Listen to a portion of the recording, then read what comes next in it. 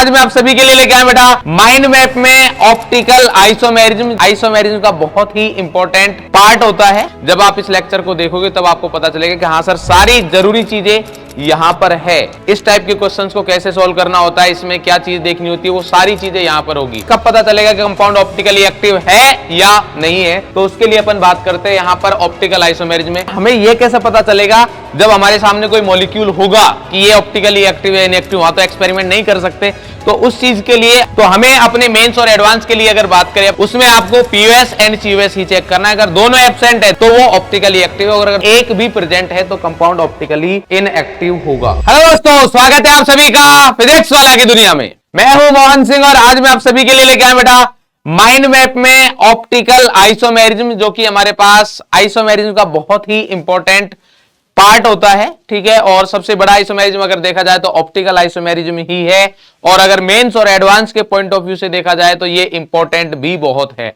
जो भी अच्छे क्वेश्चंस होते हैं उनमें ऑप्टिकल आइसोमेरिज्म इन्वॉल्व करके क्वेश्चन पूछे जाते हैं। ठीक है, तो अपन यहां पर आज पूरा ऑप्टिकल आइसोमेरिज्म डिस्कस करने वाले हैं। इस लेक्चर की हेल्प से आप बहुत ही शानदार ऑप्टिकल आइसोमेरिज्म के शॉर्ट नोट्स बना सकते हो। जब आप इस लेक्चर को देखोगे तब आपको पता चलेगा कि हाँ सर सारी जरूरी चीजें यहां पर है। जो आपको प्रॉब्लम रहती है कि सर इस टाइप के क्वेश्चंस को कैसे सॉल्व करना होता है, इसमें क्या चीज देखनी होती है, वो सारी चीजें यहां पर होगी। क्या कंडीशंस होती है ऑप्टिकल एक्टिव होने के लिए, क्या कंडीशंस है ऑप्टिकल इनएक्टिव होने के लिए, सारी चीजें आपको यहां पर मिलेगी। तो अपन 1 आवर के आसपास ये मान के चलिए कि 6 से 7 घंटे का कम से कम आइसोमेरिज्म वाला पार्ट जो है आप इजीली 1 आवर के आसपास कर लोगे। बढ़िया कंटेंट मिलने वाला है, तो एकदम बस बढ़िया तरीके से अपना नोटबुक और पेन लेके बैठ जाइए और बढ़िया तरीके से रिवाइज करिए। जब कभी भी आपको ऑप्टिकल आइसोमेरिज्म बढ़िया तरीके से रिवाइज करना है तो आप माइंड मैप की हेल्प ले सकते हैं। तो चलिए भाई स्टार्ट करते हैं हमारे पास यहां पर। तो सबसे पहले अपन बात करते हैं हमारे पास स्टीरियो आइसोमेरिज्म की डेफिनेशन में फिर से देना चाहूंगा कि स्टीरियो आइसोमेरिज्म क्या होती है, कि ऐसे आइसोमर्स जिनका मॉलिक्यूलर और स्ट्रक्चरल फॉर्मूला दोनों सेम हो। ध्यान रखिएगा, मैंने पहले ही बताया था जब आइसोमेरिज्म अपन ने डिस्कस किया था कि अगर स्टीरियो आइसोमेरिज्म है तो वहां पर स्ट्रक्चरल नहीं होगा, और अगर स्ट्रक्चरल है तो वहां पर स्टीरियो नहीं होगा। तो same MF molecular formula, there atoms in same sequence. Same sequence का मतलब नो स्ट्रक्चरल आइसोमेरिज्म, मतलब वहां पर स्ट्रक्चरल आइसोमेरिज्म प्रेजेंट नहीं होगा, but they differ in the arrangement of their atoms in space. उनके एटम्स का स्पेस में डिफरेंट अरेंजमेंट होने की वजह से क्या होते हैं, डिफरेंट कंपाउंड्स होते हैं, और जिनको अपन क्या बोलते हैं, स्टीरियो आइसोमर। जैसे एक बहुत ही सिंपल सा एग्जांपल देता हूं। यहां पर मान लीजिए आपके पास OH है, यहां पर H है, यहां COOH है, और ये हमारे पास Me है। क्लियर, एक कंपाउंड ये हमारे पास और दूसरा कंपाउंड अगर ये है, तो ये दोनों कंपाउंड्स एक दूसरे के स्टीरियो आइसोमर है। ये दोनों एक दूसरे के क्या, स्टीरियो आइसोमर। किस तरीके से एक दूसरे के साथ रिलेशन में है वो अपन आगे डिस्कस करेंगे। क्लियर है, ये दोनों एक दूसरे के मिरर इमेज है, वो भी नॉन सुपर इंपोजेबल। क्लियर, ये दोनों एक दूसरे का मिरर इमेज, नॉन सुपर इंपोजेबल। चलिए अब इसके आगे अपन बात करते हैं। तो पॉइंट याद है कि सर हमें कब पता चलेगा कि कंपाउंड ऑप्टिकली एक्टिव है या नहीं है, तो उसके लिए अपन बात करते हैं यहां पर ऑप्टिकल आइसोमेरिज्म में कि stereo isomer which can't superimpose, stereo isomers which can't superimpose on each other due to chirality are known as optical isomerism. यहां पर मैंने कायरलिटी वर्ड यूज किया, तो मैंने यहां पर ये नहीं बोला कायरल कार्बन की वजह से, नहीं, मैंने बोला due to chirality of molecule की बात करें अपन कि मॉलिक्यूल कायरल होना चाहिए। मॉलिक्यूल कायरल कब होता है अभी अपन आगे बात करेंगे, बट यहां पर बता देता हूं मॉलिक्यूल कायरल तब होगा जब उसके अंदर POS, COS and AAOS absent हो। AOS हमारे सिलेबस में नहीं है, तो मैं अब कभी भी बोलूंगा तो POS COS ही बोलूंगा, बाकी AAOS का भी हमारे पास एब्सेंट होना जरूरी होता है। क्लियर है, तो स्टीरियो आइसोमर्स क्या होते हैं, जो एक दूसरे पर सुपर इंपोज नहीं करते हैं। Clear, each other due to chirality. Substance which possess the, अब ये आ गया हमारे पास कि ठीक है सर ये समझ में आ गया। अब हमारे पास कैसे पता चलेगा कि हमारे पास कंपाउंड ऑप्टिकली एक्टिव है नहीं है, कायरलिटी से पता लग गया। तो इसका एक एक्सपेरिमेंट होता है, तो उस एक्सपेरिमेंट के बेसिस पर अपन क्या बोल सकते हैं कि substance which possess the property to rotate the plane of polarise light, यानी कि पीपीएल को जो रोटेट करते हैं कंपाउंड, ओवरऑल हमारे पास अगर उनका कुछ ऑप्टिकल रोटेशन रहता है तो वो ऑप्टिकली एक्टिव होता है, और अगर रोटेट नहीं करता है वो ऑप्टिकली इनएक्टिव होता है। अगर पीपीएल के प्लेन को क्लॉकवाइज में रोटेट कर रहे हैं, किस में रोटेट कर रहे हैं, क्लॉकवाइज में, तो उसको अपन बोलते हैं डेक्स्ट्रो रोटेटरी, इसको स्मॉल डी से भी डिनोट किया जाता है। और अगर एंटी क्लॉकवाइज में रोटेट कर रहे हैं तो उसको बोलते हैं अपन लीवो रोटेटरी, इसको स्मॉल एल से डिनोट किया जाता है। ध्यान रखना, स्मॉल एल और कैपिटल एल डिफरेंट है, उनका आपस में कोई लेना देना नहीं है। एक्सपेरिमेंट को अगर देखें हमारे पास, तो यहां पर आपके सामने एक एक्सपेरिमेंट बनाया हुआ है। देखिए यहां पर ये हमारे पास ऑर्डिनरी लाइट है। ऑर्डिनरी लाइट को जब अपन निकोल प्रिज्म से पास करते हैं तो यहां पर अपन को प्लेन ऑफ पोलराइज लाइट मिलता है। मतलब निकोल प्रिज्म की प्रॉपर्टी होती है कि वो लाइट के प्लेन को मतलब एक प्लेन से ही पास होने देगा।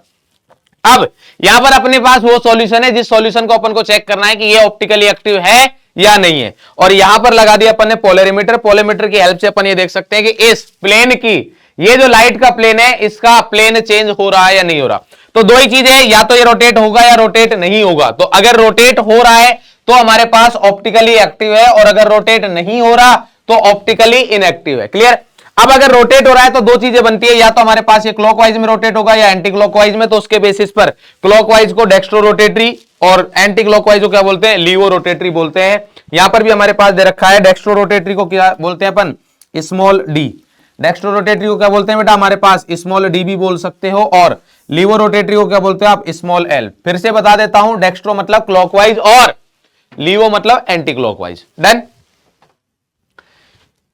अब हमारे पास यहां पर जो बात आती है, अब अपन को यह पढ़ना है कि सर ये तो एक्सपेरिमेंटल चीज होगी कि हमें यह पता लग जाएगा कि एक्सपेरिमेंट की हेल्प से अपन ये पता लगा सकते हैं कि कौन सा कंपाउंड ऑप्टिकली एक्टिव है, कौन सा कंपाउंड ऑप्टिकली इनएक्टिव है। क्लियर है, ये बात समझ में आती है। बट सर हमें यह कैसे पता चलेगा जब हमारे सामने कोई मॉलिक्यूल होगा कि ये ऑप्टिकली एक्टिव है इनएक्टिव, वहां तो एक्सपेरिमेंट नहीं कर सकते।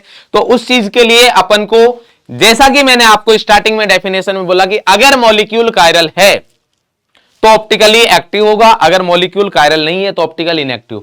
और मॉलिक्यूल के कायरल होने की क्या डेफिनेशन होती है, क्या कंडीशन होती है, कि अगर मॉलिक्यूल में पीओएस एंड सीओएस एब्सेंट है, साथ ही साथ में एएओएस भी, अल्टरनेट एक्सिस ऑफ सिमेट्री भी एब्सेंट होना चाहिए, बट वो हमारे सिलेबस में नहीं है तो उसके अपन बात नहीं करेंगे। तो इसका मतलब पीओएस एंड सीओएस अगर एब्सेंट है तो वो मॉलिक्यूल कायरल है, इसका मतलब वो ऑप्टिकली एक्टिव होगा। अगर पीओएस एंड सीओएस में से कोई भी एक भी, ध्यान से सुनना, कोई भी एक भी प्रेजेंट हुआ, या पीओएस हुआ या सीओएस या दोनों हुए, तो इसका मतलब कंपाउंड, वो मॉलिक्यूल कायरल नहीं होगा। दैट मींस वो ऑप्टिकली इनएक्टिव होगा। क्लियर। तो अब इस चीज को समझने के लिए मेरे को पीओएस सीओएस के बारे में पता होना चाहिए। तो अब अपन बात करते हैं सिमेट्री एलिमेंट्स, जिसमें एलिमेंट्स ऑफ सिमेट्री में सबसे पहले जो आता है वो है हमारे पास प्लेन ऑफ सिमेट्री, जिसको बोलते हैं पीओएस। प्लेन ऑफ सिमेट्री होती क्या है हमारे पास, यहां पर डेफिनेशन दे रखी है, it is an imaginary plane which bisect the molecule in two equal halves in such a way that each half of the molecule is mirror image of the other half। Clear. यहां पर हमारे पास each half जो है वो दूसरे each half का क्या होना चाहिए, मिरर इमेज होना चाहिए। जैसे कि अगर मैं बात करूं यहां पर कि बेंजीन को ले लेते हैं अपन, है ना, ये काफी फेमस एग्जांपल है। बेंजीन में अगर मैं प्लेन ऑफ सिमेट्री देखता हूं तो बेंजीन में हमारे पास 7 प्लेन ऑफ सिमेट्री आती है। इस तरीके से कट कर सकते हो। पहले तो देखो 3 तो कॉर्नर से, मतलब एक ये आमने सामने के कॉर्नर, एक ये 3 प्लेन ऑफ सिमेट्री आ गई, है ना। उसके अलावा 3 हमारे पास प्लेन ऑफ सिमेट्री आती है जब साइड्स को मैं हाफ हाफ पार्ट्स में डिवाइड कर दूं। ये हो गया 1, ये हो गया 2, और ये हो गया हमारे पास 3। और एक आता है हमारे पास, क्योंकि इस बेंजीन के सभी कार्बन sp2 हाइब्रिडाइज यानी कि प्लेनर है, तो हम ऐसे स्लाइस कट करके कर सकता हूं। तो यहां पर हमारे पास कितने पीओएस आते हैं, 7 पीओएस होते हैं। इसके कितने होते हैं, 7 पीओएस होते हैं। क्लियर है। तो इस तरीके से आपको चीजें देखनी है हमारे पास। नेक्स्ट अगर अपन बात करें सिमेट्री एलिमेंट्स की, तो वो आता है हमारे पास centre of symmetry. Centre of symmetry देखना काफी इजी है कंपेयर टू पीओएस के। क्यों, क्योंकि सेंटर ऑफ सिमेट्री, पहली बात तो यह कि हमारे पास सेंटर ऑफ सिमेट्री है तो सेंटर पर ही होगा। ये एक ऐसा पॉइंट है जिस पॉइंट से अगर मैं किसी भी डायरेक्शन में जा रहा हूं, मान लीजिए इधर की साइड गया एल डिस्टेंस पर, और मुझे कोई मॉलिक्यूल कोई ग्रुप, एटम्स का ग्रुप या एटम मिलता है, तो इसके अपोजिट, यानी कि इधर गया मैं तो इसके 180 डिग्री पर, इधर जाऊंगा उतनी ही एल डिस्टेंस पर वही ग्रुप या वही एटम्स मेरे को मिलने चाहिए। अगर वही उतनी डिस्टेंस पर मिलता है सभी डायरेक्शन में जाने पर, सिर्फ एक में नहीं, इधर भी जाऊंगा इधर भी, जिधर सेम सभी जगह अगर मिलता है, इसका मतलब उसमें सेंटर ऑफ सिमेट्री है, अदरवाइज नहीं है। तो ACOS is a point, ACOS is a point from which lines when drawn on one side and produce equal distance on opposite side will meet the identical points. Identical point मतलब जो भी atoms या groups अपन को दूसरी side मिले हैं वही मिलने चाहिए। क्लियर है? यहां पर इसके कुछ इंपॉर्टेंट पॉइंट्स लिखवा देता हूं कि आपको कब सेंटर ऑफ सिमेट्री मिलेगी, कब नहीं मिलेगी। ये अगर मैं बात करूं तो अगर आपको मान लो सिस फॉर्म दे रखा है तो सिस में कभी भी सेंटर ऑफ सिमेट्री नहीं मिलेगी। नो सीओएस इन सिस फॉर्म। सिस फॉर्म में आपको कभी भी क्या नहीं मिलेगा, सेंटर ऑफ सिमेट्री नहीं मिलेगा। क्लियर? क्योंकि 180 डिग्री पर जाने के लिए ट्रांस होना चाहिए, सिस नहीं होना चाहिए। क्लियर? नेक्स्ट अगर मैं यहां पर बात करूं, हमारे पास नो सीओएस इन सिस फॉर्म। दूसरा हम यहां पर बात कर सकते हैं if cyclic ring is odd membered.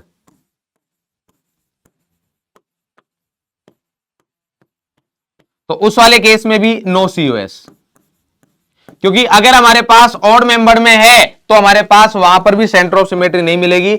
और एक और पॉइंट है हमारे पास कि हर एक atom, all atoms in A molecule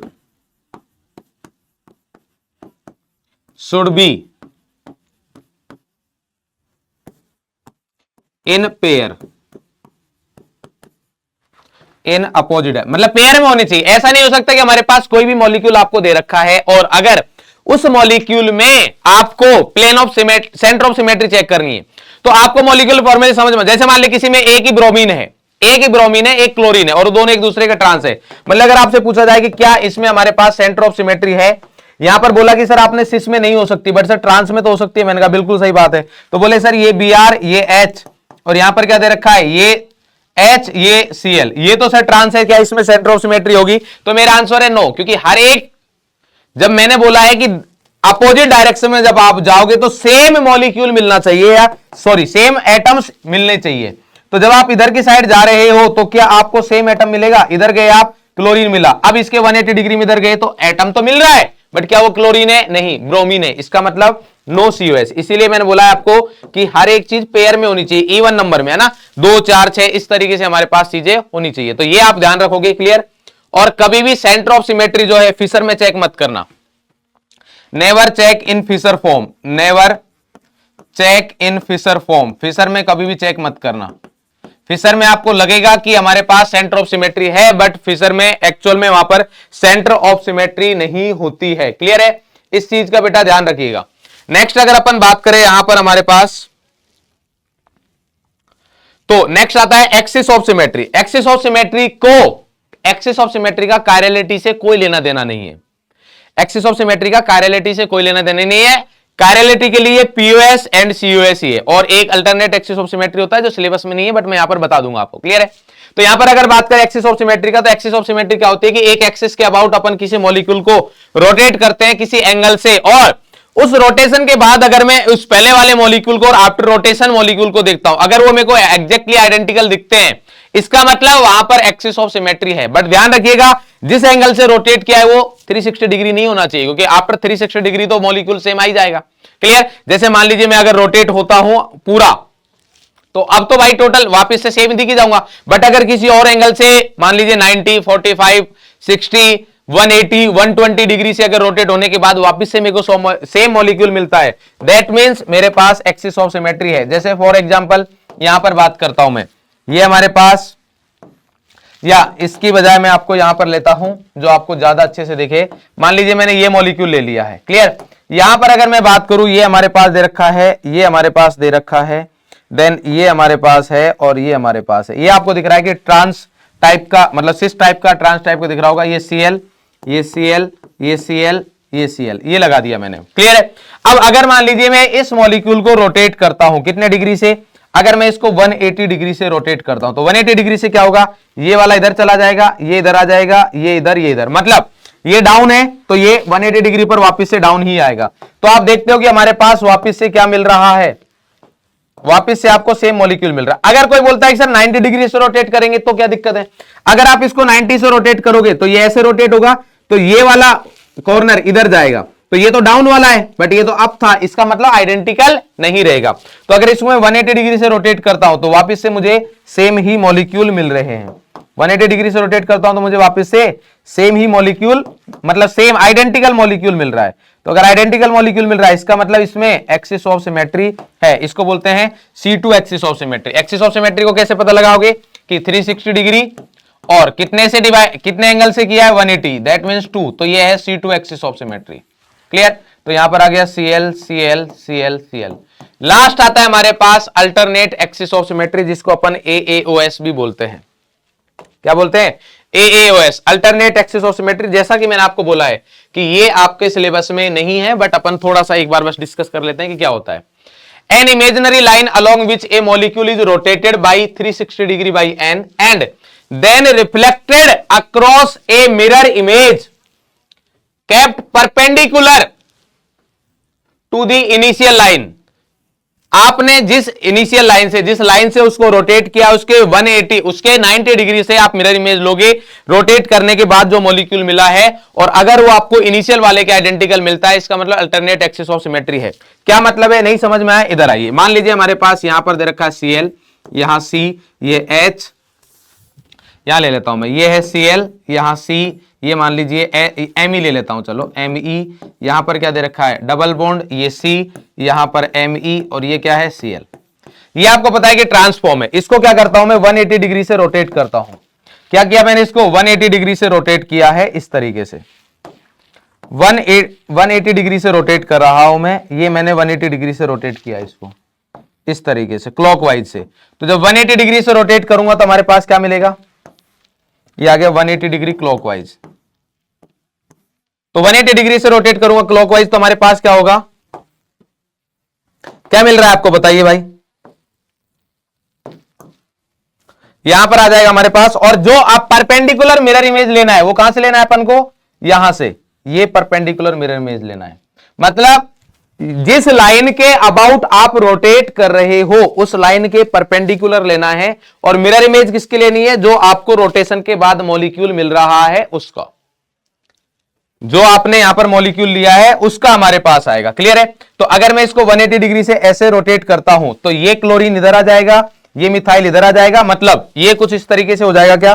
क्या आप ये देख पा रहे हैं कि हमारे पास मिथाइल आ गया इधर, ये वाला मिथाइल इधर 180 डिग्री से ऐसे रोटेट किया है, और ये आ गया Cl इधर डबल बॉन्ड, और देन हमारे पास क्या आ गई यहां पर चीजें। नेक्स्ट वाले में जो हमारे पास है ये जो मॉलिक्यूल है MECl आ गया, ये Cl आ जाएगा इधर, ये Cl इधर, और यहां पर आ गया Me। अब आपको इसका मिरर इमेज लेना है, तो मिरर इमेज लोगे तो क्या होगा? जो चीजें ऊपर दिख रही है वो नीचे हो जाएंगी, नीचे वाली चीजें ऊपर। तो Me चला गया ऊपर, और यहां पर क्या आ गया? ये Cl, और यहां पर Cl चला गया ऊपर, और यहां पर क्या आ गया? Me। इसका मतलब यहां पर अल्टरनेट एक्सिस ऑफ सिमेट्री है। क्यों? क्योंकि ये दोनों मॉलिक्यूल कैसे हैं? आइडेंटिकल। आप देख लीजिए MECl MECl Cl Me Me। Clear? तो इसका मतलब यहां पर अल्टरनेट एक्सिस ऑफ सिमेट्री है। बट फिर से बोल देता हूं कि ऑप्टिकली एक्टिव होने के लिए अपन को POS एंड COS ही चेक करना है। अल्टरनेट एक्सिस ऑफ सिमेट्री अपने सिलेबस में नहीं है तो वो चेक नहीं करनी है। इवन काफी हमारे पास ऐसे कंपाउंड्स आपको मिल जाएंगे जिसमें POS और COS दोनों एब्सेंट है और alternate axis of symmetry present होती है और वो ऑप्टिकली इनएक्टिव होता है। बट हमारे सिलेबस में ऐसा कोई मॉलिक्यूल नहीं मिलेगा। तो हमें अपने मेंस और एडवांस के लिए अगर बात करें अपन, या किसी बोर्ड से एग्जाम के लिए CUET वगैरह के लिए बात करें, तो उसमें आपको POS एंड COS ही चेक करना है। अगर दोनों एब्सेंट है, दोनों के दोनों, तो वो ऑप्टिकली एक्टिव है, और अगर दोनों में से कोई भी एक भी प्रेजेंट है तो कंपाउंड ऑप्टिकली इनएक्टिव होगा। क्लियर? तो यहां पर अपन अब फाइनली बात करते हैं कंडीशन फॉर ऑप्टिकली एक्टिविटी, जो कि बहुत ही इंपॉर्टेंट पॉइंट है। तो यहां पर कंडीशन की बात करें तो अगर मैं बात करता हूं हमारे पास किससे, जो अपन ने एक्सपेरिमेंट किया है, तो ऑप्टिकली एक्टिव की अपन यस या नो की बात करेंगे एक्सपेरिमेंट से। तो अगर PPL रोटेट किया और नेट रोटेशन कितना आया? नॉट इक्वल टू 0, तो that means compound optically active होगा। अब ऑप्टिकली एक्टिव क्यों होगा? क्योंकि अगर मैं यहां पर बात करूं तो उसमें POS एब्सेंट होगा, COS एब्सेंट होगा, और AAOS भी एब्सेंट होगा, तभी वो कंपाउंड ऑप्टिकली एक्टिव है। बट जैसा कि मैंने यहां पर बता रखा है कि ये हमारे सिलेबस में नहीं है। दूसरा, PPL डज नॉट रोटेट नहीं होगा, that means total net rotation कुल मिला के क्या है? नेट रोटेशन हमारे पास कितना आएगा? 0। और अगर नेट रोटेशन 0 आ रहा है इसका मतलब कंपाउंड क्या है? Optically active. इसका मतलब क्या है कि या तो POS प्रेजेंट होगा, या COS प्रेजेंट होगा, या फिर दोनों ही प्रेजेंट होंगे। तो अगर कंपाउंड में POS and COS both are absent, दोनों के दोनों, कोई एक नहीं, दोनों के दोनों एब्सेंट है तभी कंपाउंड ऑप्टिकली एक्टिव होगा।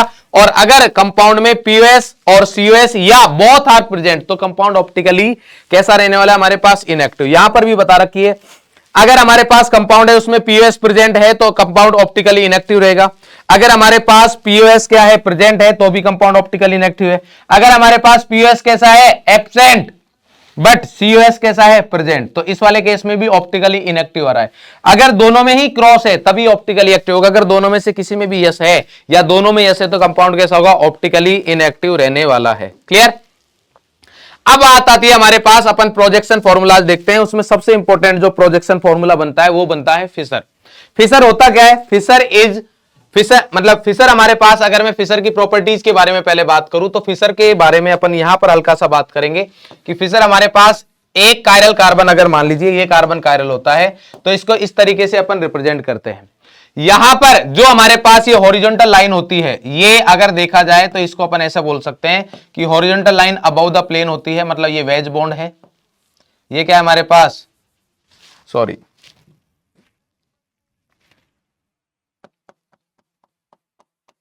ये हमारे पास डैश है, और वर्टिकल लाइन जो होती है वो अबव द प्लेन होती है। वर्टिकल लाइन कौन सी होती है हमारे पास,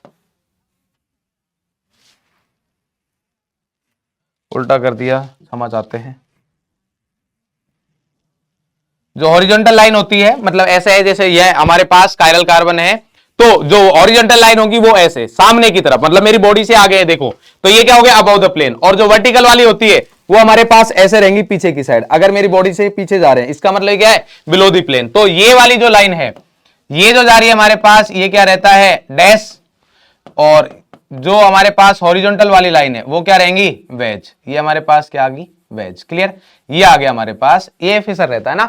तो फिशर को आप प्लेन में रोटेट कर सकते हो। अगर हमारे पास फिशर की प्रॉपर्टीज के बारे में बात करें तो आप फिशर को प्लेन में रोटेट कर सकते हो। फिशर को रोटेट पेपर के प्लेन में ही करना है, मतलब पेपर के प्लेन में, ये पेपर का प्लेन है तो आप ऐसे रोटेट कर सकते हो, ऐसे रोटेट कर सकते हो, उससे कोई फर्क नहीं पड़ेगा। हमारे पास 180 डिग्री या 360 डिग्री से रोटेट करोगे। बट अगर आपने फ्लिप करवा दिया तो फिर प्रॉब्लम है। यहां पर दे भी रखा है हमारे पास, ठीक है। तो सेम कायरल कार्बन पर इवन नंबर ऑफ चेंज अगर अपन करते हैं तो कंपाउंड सेम रहता है। कंपाउंड क्या रहेगा हमारे पास, सेम रहेगा। पहले अपन इसको देख लेते हैं। हमारे पास यहां पर मैं क्या बोलना चाह रहा हूं, यहां पर मैं बोलना चाह रहा हूं कि अगर हमारे पास मान लीजिए ये कंपाउंड दे रखा है, यहां पर है COOH, यहां पर मान लेता हूं मैं Me, ये है OH, और यहां पर क्या है Cl।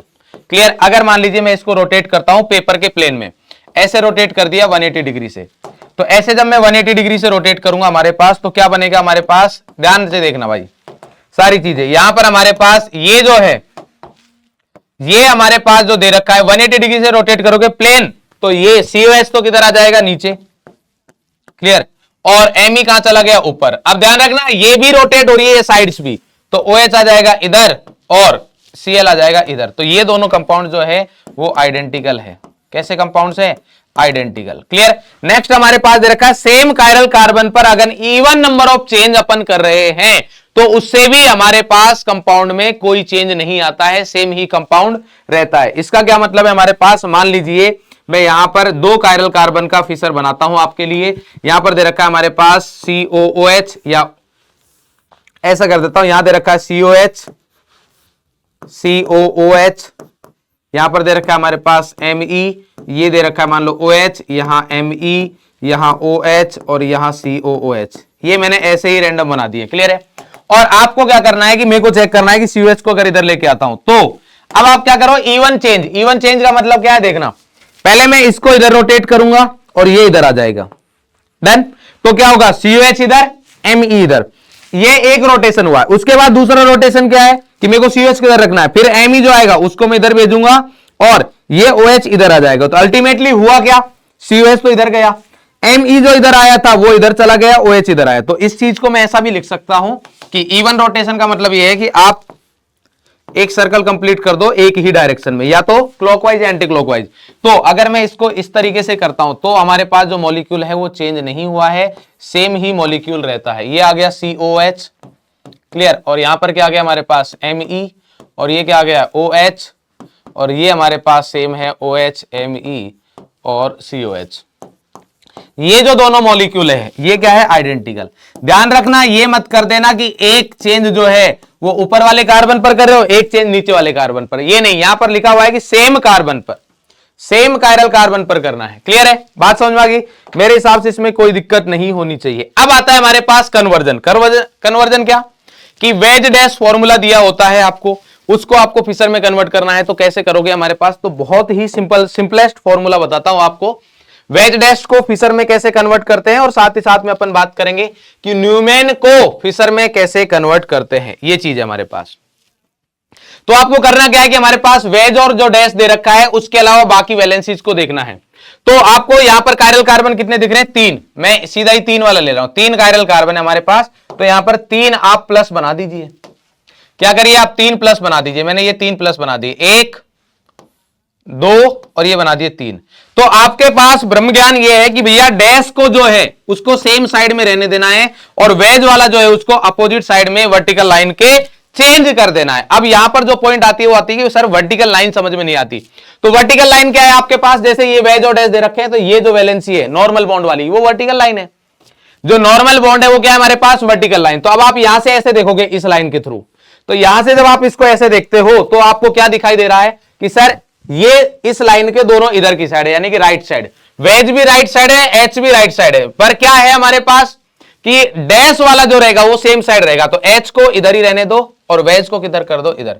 इसका फंडा होता है, रीजन होता है कि ऐसा क्यों करते हैं, क्योंकि हमारे पास जो डैश वाला है ये अंदर की साइड है, इसको प्लेन के बाहर लाना होता है। क्यों लाना होता है, क्योंकि वर्टिकल लाइन किसको बताती है, अभी बताया था मैंने, प्लेन के बाहर। तो जब आप इसको ऐसे रोटेट करोगे तो ये जब बाहर आएगा एच, तो एच अंदर की साइड है अभी क्योंकि डैश पर है, तो ये जब बाहर आता है तो एच तो बाहर आ जाएगा, बट बीआर जो ऑलरेडी बाहर है ये ऐसे रोटेट हो जाएगा तो दूसरी साइड आ जाता है। क्लियर है, एमई का एमई ऊपर है। अब आप इस लाइन के अराउंड जब यहां देखोगे तो सर एच और सीएल दोनों में को लेफ्ट साइड में दिखाई दे रहे हैं। तो डायरेक्शन किसकी चेंज नहीं करनी है, डैश वाले की। सीएल इधर आ गया। यहां पर अगर बात करें तो अब देखना इधर इस वाले के दोनों राइट में, तो दोनों राइट में तो एच तो सेम रहेगा। तो ये आ गया हमारे पास एच, ये क्या आ गया हमारे पास एच, और एफ किधर आ गया इधर, और ये आ गया एमई। तो ये हमारे पास कन्वर्जन हो गया है। कितना भी बड़ा क्वेश्चन क्यों ना हो आप इजीली कन्वर्ट कर सकते हो। न्यूमेन को फिशर में कन्वर्ट करना है तो फिशर जो होता है हमारे पास, यहां पर पॉइंट लिखेंगे हमारे पास, फिशर इज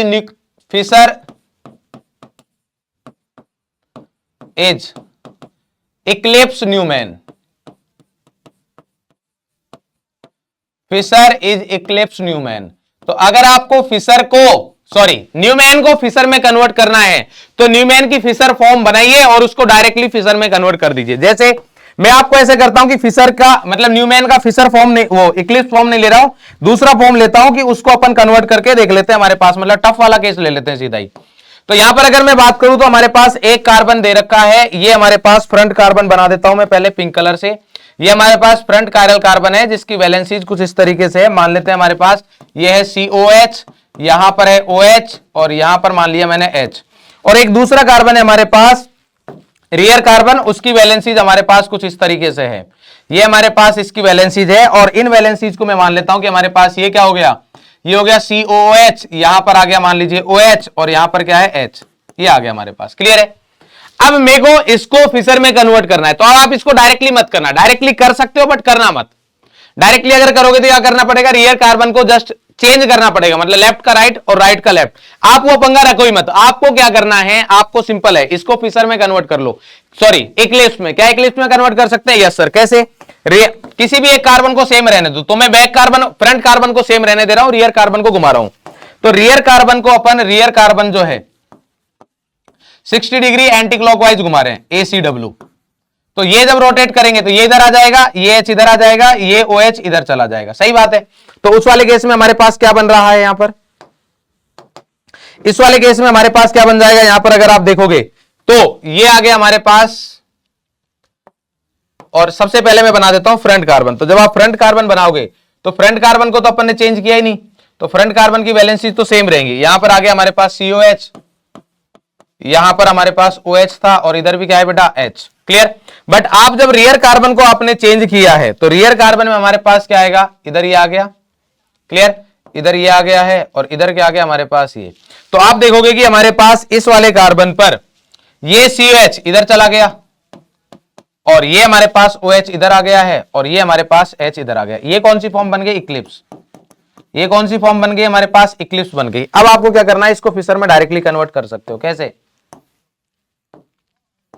ये आ गया COH फ्रंट कार्बन, ये हमारे पास फ्रंट कार्बन, तो फ्रंट कार्बन पिंक वाला, COH ऊपर, OH right, H left. Clear?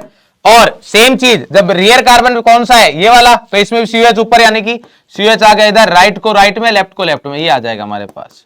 तो इस तरीके से कन्वर्ट। अगर मान लो डायरेक्टली आपको ये दे रखा है क्लिप्स, तो कोई दिक्कत नहीं, फिर रोटेशन की भी जरूरत नहीं है आपको। क्लियर? तो ये हमारे पास आ गया कन्वर्जन। नेक्स्ट अगर अपन बात करें, अब हमारे पास कुछ डेफिनेशंस है जो कि बहुत बहुत बहुत से भी बहुत ज्यादा इंपॉर्टेंट है। वो आता है हमारे पास इनेंशियोमर क्या होता है, डायस्टीरियोमर क्या होता है, रेसमिक मिक्सर क्या होता है और मीजो क्या होते हैं। ये 4 डेफिनेशन है जो कि ऑप्टिकल आइसोमेरिज्म की सबसे इंपॉर्टेंट डेफिनेशन है। तो इनके बारे में अपन बात करते हैं। तो सबसे पहले हमारे पास जो आता है वो आता है इनेंशियोमर्स। इनेंशियोमर क्या होते हैं? Stereo isomer which are non superimposable. कैसे होते हैं हमारे पास? Non superimposable mirror image of each other. जो non superimposable mirror image होते हैं उनको अपन क्या बोलते हैं? इनेंशियोमर बोलते हैं। इनेंशियोमर की अगर मैं बहुत ही सिंपल से एग्जांपल दूं तो हमारे पास ये है, मान लीजिए ये आ गया OH, ये आ गया H, यहां पर COH और यहां पर आ गया Me। अगर मैं इसका मिरर इमेज एक डालता हूं तो ये मिरर इमेज आ गया हमारे पास। इसकी मिरर, यहां मिरर लगाया तो राइट का लेफ्ट देखेगा, लेफ्ट का राइट देखेगा, टॉप वाला तो टॉप में देखेगा और बॉटम वाला बॉटम में। अगर यहां लगाता तो टॉप वाला बॉटम में चला जाता, बॉटम वाला टॉप में, है ना। बट अभी क्या हो गया? COH COH ही रहेगा और यहां पर Me रहेगा। ये OH जो राइट में था वो लेफ्ट में आ गया और ये आ गया H। अब सुपर इंपोज करना क्या होता है, पहले ये समझिए आपको कि जो आपने मिरर इमेज बनाया, ये दोनों मिरर इमेज है, इस मिरर इमेज को एज इट इज उठा के इसके ऊपर रखना है। रखा तो क्या आएगा उस वाले केस में? यहां कार्बन कार्बन, COH के ऊपर COH और Me के ऊपर Me। बट इस OH के ऊपर अब रोटेट नहीं करना है, एज इट इज रखना है। तो इसके ऊपर कौन आएगा? H, इसके ऊपर कौन आया? OH। क्या ये एग्जैक्टली सेम एटम या एटम्स का जो ग्रुप है हमारे पास उनको सेम मिल रहा है? नहीं। यहां OH के ऊपर क्या मिल रहा है? H, यहां पर H के ऊपर क्या मिल रहा है? OH। इसका मतलब सुपर इंपोज नहीं कर रहे हैं। दैट मींस ये दोनों एक दूसरे के क्या है? इनेंशियोमर। ये दोनों एक दूसरे के क्या है? इनेंशियोमर। क्लियर? अब इनेंशियोमर्स की कुछ सिंपल सी चीजें हैं जो कि बहुत इंपॉर्टेंट है। करेक्ट रोचक पॉइंट्स देखते हैं हमारे पास। इनेंशियोमर्स डिफरेंट कंपाउंड होते हैं। सबसे बड़ी चीज, इनेंशियोमर जो होते हैं वो हमारे पास क्या होते हैं? डिफरेंट कंपाउंड्स होते हैं। इफ वन कंपाउंड इनेंशियोमर जो है उनमें से एक कंपाउंड रोटेट कर रहा है PPL को क्लॉकवाइज में, देन इट्स इनेंशियोमर जो मिरर इमेज है रोटेट करेगा PPL को इन एंटी क्लॉकवाइज में। क्लियर? और वो भी same with same magnitude. Magnitude क्या रहने वाला है? सेम रहने वाला है। Enantiomers are optically active compound होते हैं। इनेंशियोमर जो होंगे वो ऑप्टिकली एक्टिव होंगे। इनेंशियोमर्स का RS कन्फिगरेशन जस्ट अपोजिट होता है।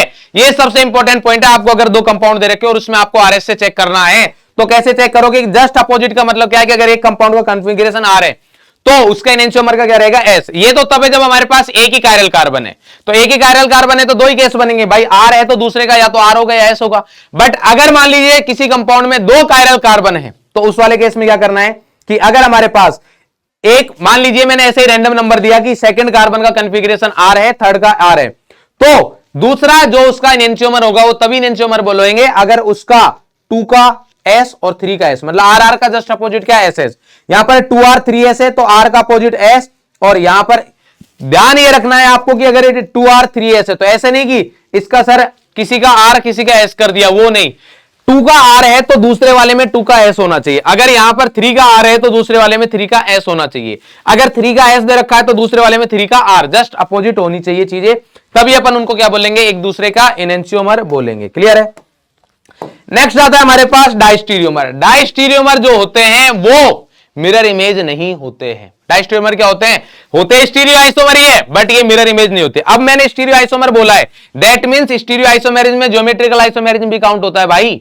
ये नहीं कि दिमाग में सिर्फ स्टीरियो बोले सर ऑप्टिकली, ऐसा नहीं होता है। बात समझ में आ रही है? स्टीरियो में तो हमारे पास ज्योमेट्रिकल भी है, तो उस चीज को भी ध्यान में रखना है। तो ऐसे स्टीरियो आइसोमर जो एक दूसरे के मिरर इमेज नहीं होते हैं उनको अपन क्या बोलेंगे? डायस्टीरियोमर बोलेंगे।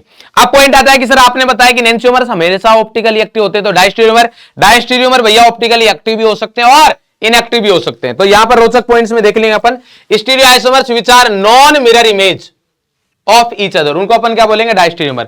इसके अगर रोचक पॉइंट्स अपन देखें तो ऑल जीआई आर डायस्टेरियोमर। जितने भी ज्योमेट्रिकल आइसोमर्स है, जो ज्योमेट्रिकल आइसोमर्स है वो क्या होंगे, डायस्टेरियोमर होंगे, क्योंकि वो कभी भी एक दूसरे के मिरर इमेज नहीं हो सकते हैं। जैसे मान लीजिए हमारे पास MECH double bond C, ME और ये क्या है हमारे पास H, ये सी से अगर मैं इसका ट्रांस बनाता हूं हमारे पास, तो ट्रांस में क्या होगा, MECH डबल बॉन्ड C, यहां पर आ गया MEH।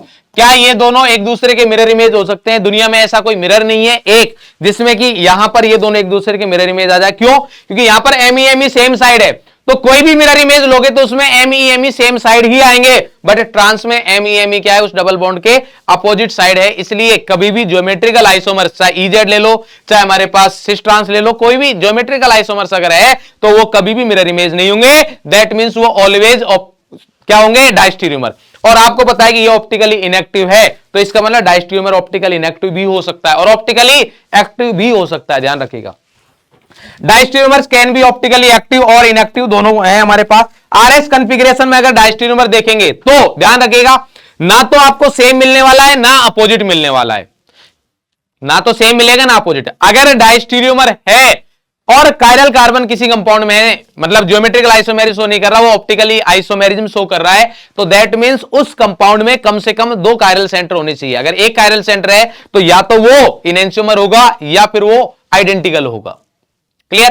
तो यहां पर अगर मैं बात करूं तो जैसे मान लीजिए 2 कायरल कार्बन लिया मैंने, 2 का R 3 का R, तो अगर 2 का S 3 का S हुआ तो इनेंशियोमर हो जाएगा। और अगर वापस से दूसरा कंपाउंड दे रखा है जिसमें 2R 3R ही दे रखा है तो वो होमोमर या आइडेंटिकल हो जाएगा।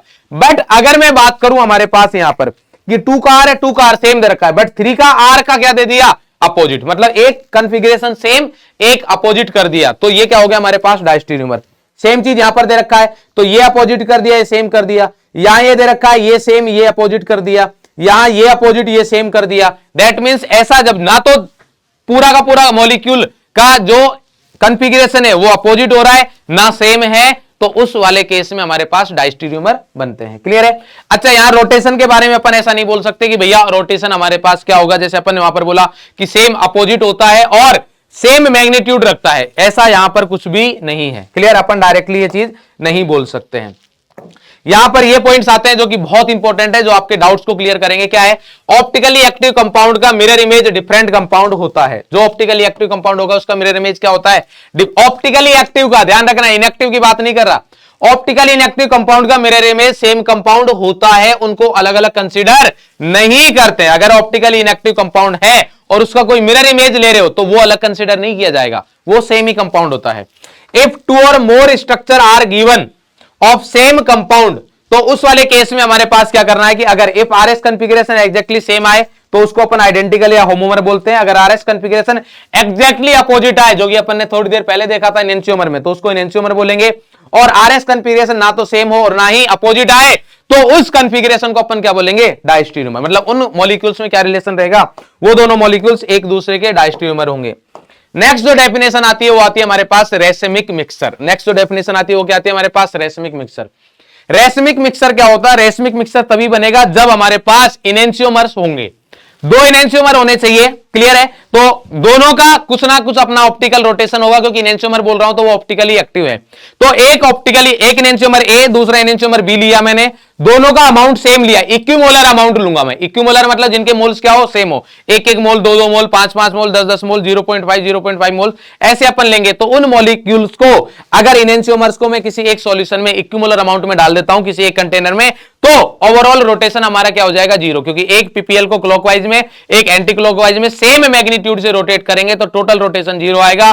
इस टाइप का जो सॉल्यूशन होता है, इस टाइप का जो मिक्सचर होता है, उसको रेसमिक मिक्सचर बोलते हैं। और ओवरऑल रोटेशन हमारे पास 0 होता है, इसलिए इसको ऑप्टिकली इनएक्टिव होता है ना। तो equimolar proportion of enantiomers is called racemic mixture. Due to racemic mixture there is no net rotation of PPL. और अगर नेट रोटेशन पीपीएल का नहीं है तो रेसमिक मिक्सचर क्या होते हैं, ऑप्टिकली इनएक्टिव होते हैं। अब ये ऑप्टिकली एक्टिव का रीजन क्या है हमारे पास, क्योंकि एक इनेंशियोमर ये है, एक इनेंशियोमर है, मतलब एक्सटर्नल कंपनसेशन हो रहा है, एक ही मॉलिक्यूल के अंदर नहीं हो रहा है, बाहर से 2, क्योंकि इनेंशियोमर दोनों अलग अलग है।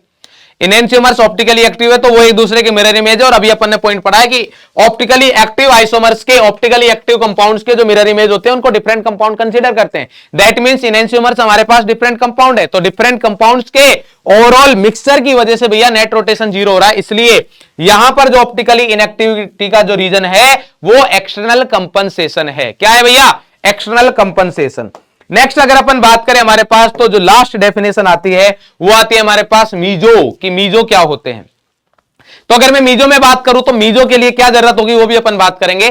कंपाउंड विच हैज पीओएस और सीओएस, ऐसे कंपाउंड जिनके पास पीओएस और सीओएस है, बट इसमें इंपॉर्टेंट चीज है with more than 1 chiral carbon. मतलब ये ऐसे कंपाउंड है जिनके पास कायरल कार्बन होते हुए पीओएस और सीओएस है। देखो ध्यान से देखिएगा, अगर किसी कंपाउंड के पास एक ही कायरल कार्बन है तो उसमें जिंदगी में कभी पीओएस और सीओएस नहीं आ सकता है।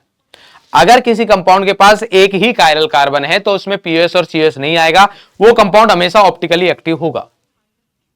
बट अगर किसी कंपाउंड के पास एक से ज्यादा कायरल कार्बन है तो वो ऑप्टिकली एक्टिव भी हो सकता है, इनएक्टिव भी। ऑप्टिकली इनएक्टिव होने का एक ही रीजन है कि अगर उसमें एक से ज्यादा कायरल कार्बन होते हुए वही सेम चीज या तो पीओएस या सीओएस या दोनों प्रेजेंट हो, तो उस वाले केस में वो कंपाउंड क्या रहेगा? Optically inactive. और ऐसे ही कंपाउंड को मीजो बोलते हैं। मतलब मीजो के लिए कंडीशन की अगर मैं बात करूं तो एक से ज्यादा कायरल कार्बन होने चाहिए, पीओएस या सीओएस प्रेजेंट होना चाहिए। क्लियर? बात समझ में आ गई? डन। तो ये हमारे पास है कंपाउंड विच हैज पीओएस और COS with more than 1 chiral carbon will be optically inactive, और इन कंपाउंड्स को अपन क्या बोलते हैं? मीजो कंपाउंड बोलते हैं। अब यहां पर होता क्या है हमारे पास, देखो मीजो कंपाउंड, ये तो मैंने बता दिया आपको कि एक से ज्यादा कायरल कार्बन होने चाहिए। अगर कोई कंपाउंड है 2 कायरल कार्बन है उसमें और आपको चेक करना है कि वो मीजो है या नहीं है, तो आप कैसे चेक करोगे? हमारे पास देखिए ये हमारे पास है। पहली बात तो ये कि 2 कायरल कार्बन हमने लिए। अब 2 कायरल कार्बन में इनकी जो 2 वैलेंसीज है, ये जो 3 वैलेंसीज है बाकी की, वो सेम होनी चाहिए। तो देन उन दोनों की चारों वैलेंसी सेम होनी चाहिए। चारों मतलब 3 अगर सेम हो जाएंगी, चौथी अपने आप से हो जाएगी। जैसे यहां मैंने लिया COH, यहां पर लिया COH, क्लियर? यहां पर लिया मान लीजिए OH, यहां पर भी क्या लिया OH, यहां पर क्या लिया मान ले मैंने Me, यहां पर भी क्या लिया Me। तो ये कंपाउंड जो है हमारा वो मीजो हो सकता है, जरूरी नहीं है, अभी जरूरी नहीं है, ये मीजो हो सकता है। क्लियर? क्यों? क्योंकि इसकी देखो OH OH Me COH COH। अब अपन को चेक करना है कि ये मीजो है कि नहीं। तो पहला दिमाग में आता है कि सर पीओएस सीओएस चेक कर लेंगे, तो किसी के दिमाग में आ सकता है कि सर सेंटर ऑफ सिमेट्री तो नहीं दिख रही यहां पर, बट अभी सेंटर ऑफ सिमेट्री दिख जाएगी। अगर आपके पास ये दिया होता OH Me तो आपको सेंटर ऑफ सिमेट्री दिख जाएगी, Me OH OH, और यहां पर ये सेम है ना। बट ये नहीं है, क्योंकि जब मैंने सेंटर ऑफ सिमेट्री अभी आपको थोड़ी देर पहले पढ़ाया था COS, तो मैंने आपको ये चीज बहुत ही बढ़िया तरीके से बोली थी कि भैया सेंटर ऑफ सिमेट्री जो है वो कभी भी फिसर में चेक नहीं करना है। क्यों चेक नहीं करना है? क्योंकि जो हॉरिजॉन्टल आपको ऐसे दिख रहे हैं वो ऐसे नहीं है, वो ऐसे हैं। तो यहां से जब जाओगे तो अगर आप एक इधर की साइड जा रहे हो तो इसका 180 डिग्री इधर बनता है, ना कि इधर। समझ में आ गई बात? तो इसलिए कभी भी फिसर में क्या चेक नहीं करना है आपको? सेंटर ऑफ सिमेट्री चेक नहीं करनी है। इस चीज का आपको ध्यान रखना है। क्लियर? तो ये हमारे पास सेंटर ऑफ सिमेट्री नहीं है, बट हाँ पीओएस चेक कर सकते हो, पीओएस चेक कर सकते हो। अगर आपको डायरेक्टली पीओएस दिख रहा है तो हमारे पास ये कंपाउंड था, तो क्या होगा? चारों वैलेंसी सेम होनी चाहिए, और एक कायरल कार्बन का कॉन्फ़िगरेशन अगर R है तो दूसरे का S होना चाहिए। इससे क्या होगा कि अगर मान लीजिए इसका R कॉन्फ़िगरेशन है, तो अगर ये क्लॉकवाइज में रोटेट कर रहा है ये वाला पोर्शन, ये कार्बन, तो मान लेते हैं, क्योंकि R का मतलब क्लॉकवाइज नहीं होता है, पहले ये बता देता हूं मैं। R क्लॉकवाइज भी हो सकता है, एंटी क्लॉकवाइज भी हो सकता है। वो PPL का रोटेशन कुछ भी हो सकता है, क्योंकि क्लॉकवाइज होगा, एंटी क्लॉकवाइज होगा, वो स्मॉल डी और स्मॉल एल बताते हैं, डेक्स्ट्रो और लीवो, RS वगैरह कुछ नहीं बताएंगे। समझ में आ गई बात? तो यहां पर मैं मान रहता हूं कि अगर ये PPL को बाई चांस क्लॉकवाइज में रोटेट कर रहा है, तो अगर S कॉन्फ़िगरेशन होगा, इसका R है इसका S है, तो ये एंटी क्लॉकवाइज में रोटेट करेगा, और दोनों का मैग्नीट्यूड यहां पर सेम रहने वाला है। क्यों? क्योंकि यहां पर Me OH OH COH valency same है। अगर मान लीजिए यहां पर एमी की जगह इथाइल हो, तो क्या ये मीजो हो सकता है? कभी नहीं होगा। अगर कोई भी एक वैलेंसी डिफरेंट आ गई तो नहीं होगा। क्यों? अब चाहे इनका कॉन्फ़िगरेशन अपोजिट हो। ऐसा क्यों? क्योंकि अब इसका रोटेशन अगर मान लीजिए प्लस थीटा है तो इसका माइनस थीटा नहीं होगा, थीटा डैश होगा। वो माइनस थीटा डैश हो सकता है, कुछ भी हो चाहे, उससे फर्क नहीं पड़ेगा, बट नेट रोटेशन 0 नहीं होगा। दैट मींस ऑप्टिकली एक्टिव होगा और वो मीजो नहीं रहने वाला है। तो यहां पर आपको सारी चीजें बताई हुई है क्या, कि अगर 2 कायरल कार्बन है तो देन उन दोनों की चारों वैलेंसी सेम होनी चाहिए, ये सबसे इंपॉर्टेंट चीज है। और एक कायरल कार्बन का कॉन्फ़िगरेशन अगर R है तो दूसरे का क्या होना चाहिए? S होना चाहिए। क्या ये बात समझ में आती है? यस। अब आता है हमारे पास स्पेसिफिक रोटेशन की बात कर लेते हैं। जब अपन ने रेसमिक मिक्सचर की बात की है तो रेसमिक मिक्सचर में अपन ने बोला कि इक्विमुलर मिक्सचर होना चाहिए एनेंटियोमर्स का। तो जो स्पेसिफिक रोटेशन कैलकुलेट करते हैं उसका formula alpha is equal to theta upon l into c. Theta observe rotation होता है, एल लेंथ ऑफ ट्यूब होती है जो कि डेसीमीटर में होती है, और यहां पर कंसंट्रेशन होती है जो कि ग्राम पर एमएल में होती है। किसमें होती है? ग्राम पर एमएल में। यहां पर एक टर्म आती है परसेंटेज इनेंशियोमेरिक मिक्सचर या फिर ऑप्टिकल प्योरिटी। इसी को क्या बोलते हैं? ऑप्टिकल प्योरिटी भी बोलते हैं, या फिर क्या बोलते हैं? Optical purity.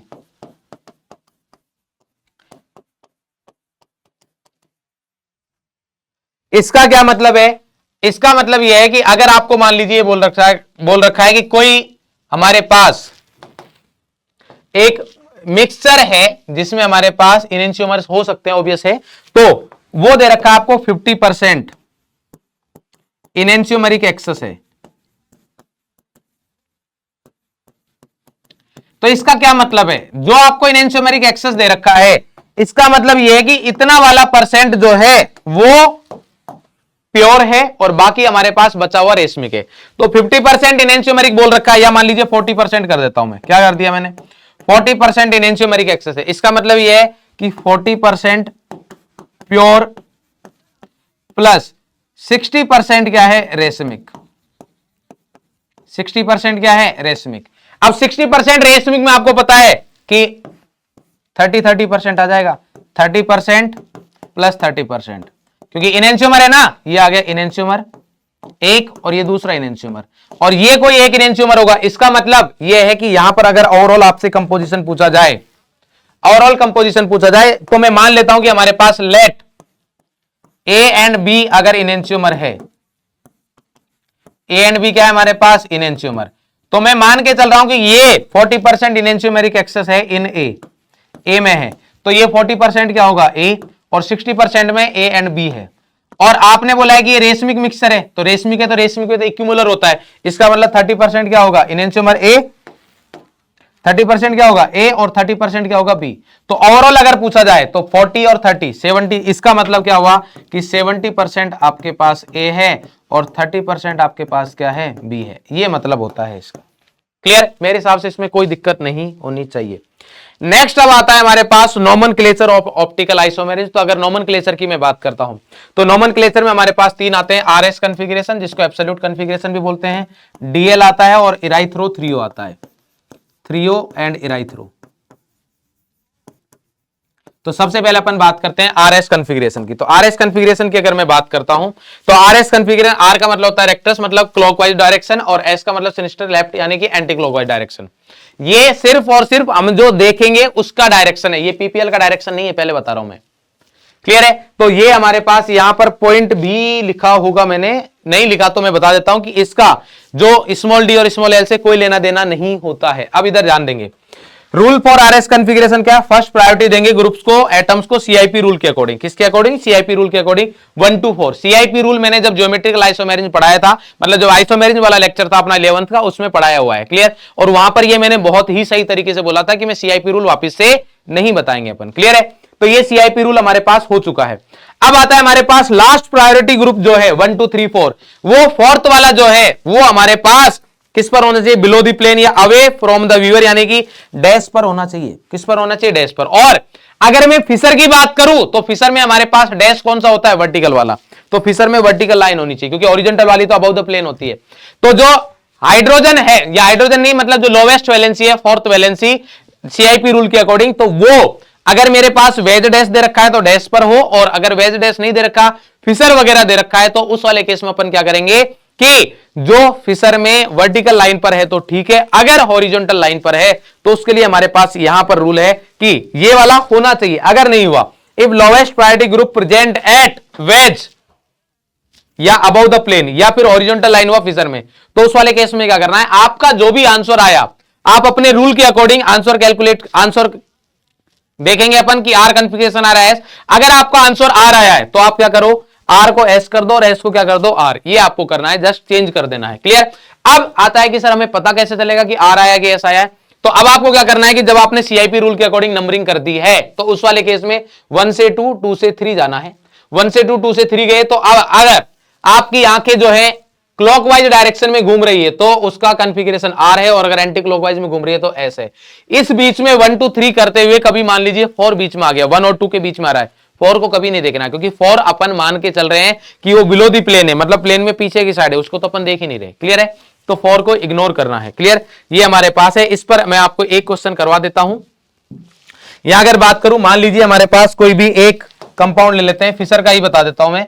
यहां पर अपन ने ये लिया, यहां पर आ गया C double bond O OH, यहां पर आ गया मान लो OH, यहां पर आ गया हमारे पास मिथाइल, और यहां पर आ गया मान लीजिए H। क्लियर? या D कर देता हूं मैं। अब ये कार्बन ये हमारे पास कार्बन कायरल है। CIP रूल के अकॉर्डिंग देखेंगे तो फर्स्ट कार्बन ऑक्सीजन है, मतलब फर्स्ट एटम ऑक्सीजन है, एटॉमिक नंबर के अकॉर्डिंग ये 1, ये आ जाएगा 2, ये 4 और ये आ गया 3। तो CIP रूल, अब अपन 1 2 3 घूमना है, 1 2 3 घूमे ऐसे। देखो मैं 1 2 3 घुमाऊं, 4 को इग्नोर माना है मैंने, 4 मेरे को देखना ही नहीं है। तो कौन सी डायरेक्शन है? Anti clockwise. एंटी क्लॉकवाइज के अकॉर्डिंग कॉन्फ़िगरेशन आना चाहिए S, बट फाइनल कंक्लूजन अभी नहीं निकला। अब आपको देखना है कि लोवेस्ट पार्टी ग्रुप कहां पर है। लोवेस्ट पार्टी ग्रुप कहां पर है? Horizontal line. हॉरिजॉन्टल लाइन यानी कि अबव द प्लेन, यानी कि वेज, बट ये तो वेज पे नहीं होना चाहिए, किस पे होना चाहिए था? डैश पर। इसका मतलब ये लोवेस्ट पार्टी ग्रुप यहां पर है, इसलिए ओवरऑल जो हमारा आंसर आएगा वो क्या जाएगा? R। अगर मान लीजिए ये यहां पर नहीं होता और इधर होता, मान लो हमारे पास ये Me और यहां D होता, तो 1 2 3 एंटी क्लॉकवाइज घूमते और मैं इसका आंसर S कर देता, बट अभी क्या हो जाएगा? हमारे पास R हो जाएगा। क्लियर? मेरे हिसाब से ये चीज एकदम क्लियर हो गई होगी। नेक्स्ट जो आता है वो आता है डीएल कॉन्फ़िगरेशन। ये आप बायोमोलिक्यूल्स में पढ़ते हो वैसे, है ना। मेनली जो आता है हमारे पास बायोमोलिक्यूल्स में यूज होता है एमाइनो एसिड्स वगैरह और कार्बोहाइड्रेट्स के लिए। Use for optically active carbohydrates and amino acids. यहां पर ध्यान ये रखना है कि जब कभी भी आप डीएल कॉन्फ़िगरेशन देते हो तो जो मेन फंक्शनल ग्रुप है वो टॉप में होना चाहिए। अगर बॉटम में है तो कॉन्फ़िगरेशन जस्ट चेंज हो जाएगा, मतलब अगर आपका डी आ रहा है तो एल कर देना, एल आ रहा है तो डी आ रहा है। और अगर हॉरिजॉन्टल लाइन पर है तो चेंज करना मैंने बता दिया है कि इवन नंबर में चेंज करके, फिशर में इवन नंबर में चेंज करोगे तो चेंज नहीं होगा, मतलब कंपाउंड सेम ही रहता है। तो आप जो आपका मेन फंक्शनल ग्रुप है उसको टॉप पर लेके जाइए और देन डीएल कॉन्फ़िगरेशन दीजिए। क्लियर है? तो यहां पर आ गया हमारे पास, तो if at last chiral carbon में OH या NH2 की अगर राइट साइड में प्रेजेंट है तो उसको बोलते हैं D, और लेफ्ट साइड में प्रेजेंट है तो उसको बोलते हैं L। क्लियर? डीएल का डी और एल, कैपिटल एल का स्मॉल डी और एल से कोई रिलेशन नहीं होता है। फिर से बता देता हूं, ये मत सोचना गलती से स्मॉल डी और कैपिटल डी सेम ही है ना, सेम नहीं होते हैं, दोनों अलग अलग होते हैं। क्लियर है? नेक्स्ट आता है हमारे पास लास्ट 3 और इराइथ्रो। तो 3 और इराइथ्रो में अगर बात करें तो यूज फॉर 2 कायरल सेंटर। जब आप बायोमोलिक्यूल्स का क्लासिफिकेशन करते हो, क्लासिफिकेशन मतलब जब ट्राइओज, टेट्रोज, पेंटोज, एक्सोज का जब क्लासिफिकेशन करते हो, क्लियर, तो वहां पर हमारे पास 3 वाले जो होते हैं, जिनमें 4 कार्बन होते हैं, वहां पर हमारे पास 2 कायरल कार्बन वाले होते हैं, जहां पर अपन एक मॉलिक्यूल होता है थ्रियोज, दूसरा होता है इराइथ्रोज। क्लियर? डी ग्लेशियर एल्डिहाइड से जब आप क्लासिफाई करते हो, अभी बायोमोलिक्यूल्स अगर आपके हो गया होगा तो आपको समझ में आएगा। तो अगर सेम ग्रुप सेम साइड में है, सेम ग्रुप अगर अपोजिट साइड में है तो थ्रियो, और अगर अपोजिट साइड सेम साइड में है तो उसको बोलते हैं इराइथ्रो।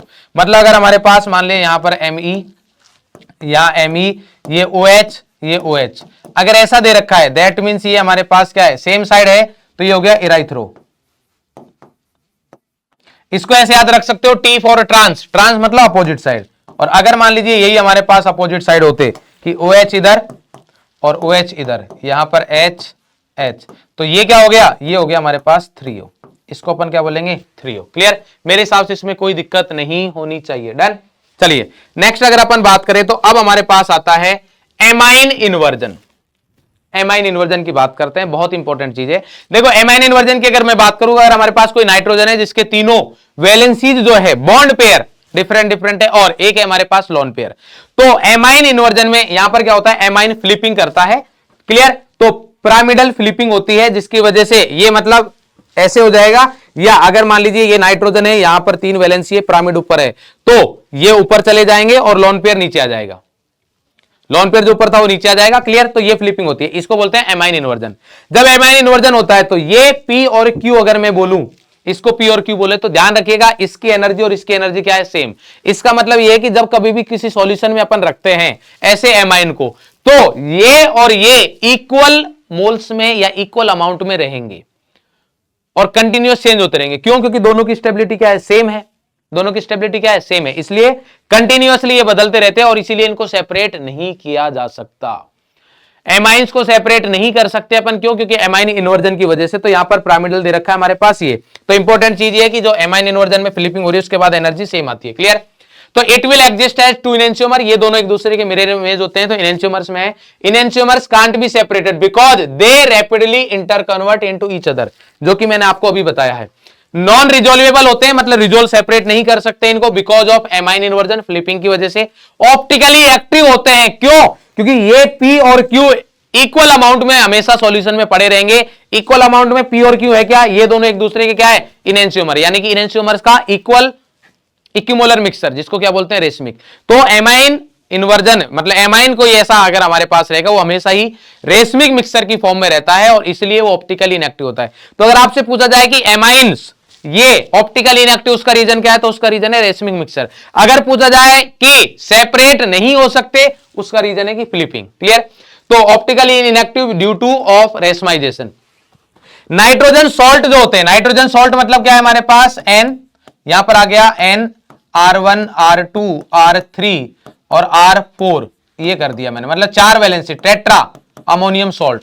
And cyclic amine, cyclic amines का मतलब क्या है? साइक्लिक एमाइंस का मतलब ये कि हमारे पास ऐसा एमाइन, साइक्लिक एमाइंस का मतलब क्या? हमारे पास ऐसा एमाइन जहां पर क्या हो रहा है बेटा? नाइट्रोजन जो है वो रिंग का पार्ट है, तो उनमें भी फ्लिपिंग नहीं होती है, उसमें हमारे पास फ्लिपिंग नहीं होगी। जैसे फॉर एग्जांपल यहां पर ये आ गया, तो इसमें अगर आप फ्लिपिंग का सोच रहे हो तो ये नहीं होगी, और ये कायरल है, ये नाइट्रोजन की वजह से भी कायरल रहेगा। क्लियर है? क्यों? क्योंकि हमारे पास यहां पर डिफरेंट डिफरेंट वैलेंसीज है, ये कायरल रहेगा। तो nitrogen should be part of the ring, अगर रिंग का पार्ट है तो उस वाले केस में फ्लिपिंग नहीं होती है, will not undergo amine inversion. तो ये पूरी कहानी थी एमाइन इन्वर्जन के लिए। अब आता है हमारे पास, यहां पर आप एक चीज पढ़ते हो, वो है हमारे पास pseudo chiral carbon. Pseudo chiral carbon क्या होता है? स्यूडो कायरल कार्बन में देखिएगा आप, हमारे पास 3 कार्बन, मतलब 3 आपको कायरल सेंटर मिलेंगे। सबसे इंपॉर्टेंट चीज ध्यान रखिएगा, ये सेंटर जो है इसकी बात करेंगे कि ये स्यूडो कायरल कार्बन कब बनेगा। क्लियर? ये स्यूडो कब होगा? तो यहां पर कोई भी वैलेंसी हो सकती है, उससे कोई मतलब नहीं है अपन को। यहां पर कोई भी वैलेंसी हो सकती है, उससे कोई मतलब नहीं है। आपको ध्यान रखना है कि यहां पर जो कायरल कार्बन होगा, यहां पर जो कायरल कार्बन होगा, ये कायरल कार्बन है। क्लियर? और यहां पर एक कायरल कार्बन है। इस कायरल कार्बन का कॉन्फ़िगरेशन अगर R है, अच्छा इसकी वैलेंसीज की अगर मैं बात करूं तो इसकी वैलेंसी जैसे मान लीजिए यहां पर A, यहां पर B, यहां C है, तो यहां पर भी ABC कुछ इस तरीके से रहेगा। मैं सिर्फ ऐसे बताया कि ABC अगर 3 है तो यहां पर भी ABC होगा। ऐसा हो सकता है यहां A, यहां B, यहां C, वो कैसे भी, उससे मतलब नहीं है। आपको क्या देखना है कि अगर इसका कॉन्फ़िगरेशन R है तो इसका कॉन्फ़िगरेशन क्या होना चाहिए? S।